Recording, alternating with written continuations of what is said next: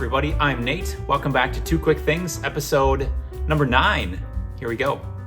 So as I was brainstorming this week's topic, I continued to be depressed about our weather. If you don't know yet, I live in the upper Midwest, Minneapolis, St. Paul. And in springtime, can be kind of touchy in terms of how that weather goes.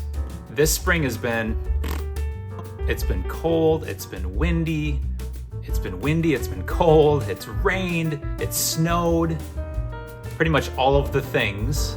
And so it got me thinking about what can I even really control? Well, I can't control the weather, right? So I thought, here's this week's episode of Controllables. Is that a word? Controllables? 2 quick things on what you can control. Quick thing number 1, perspective. My favorite saying since I was young has been, it could be worse, right? It could be worse. So yeah, even though it's raining and cloudy and windy and snowy and all those not fun things for April, it could be worse. I'm trying to have perspective. I could live in the Swiss Alps and there's probably still snow. I could live in the rainforest where it's raining all the time. I could live in Seattle, apparently, where it's cloudy. But I happen to live in Minneapolis and St. Paul. It's a beautiful place, but spring is touchy.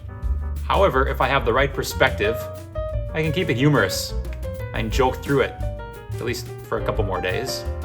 But what in your life do you need to have perspective on? Your job, your relationship, your boss. Make sure you're able to put yourself in a place where you can have perspective and look at the good, the bad, the pros, the cons, because it's probably not as bad as you think, right? Quick thing number 2, humility.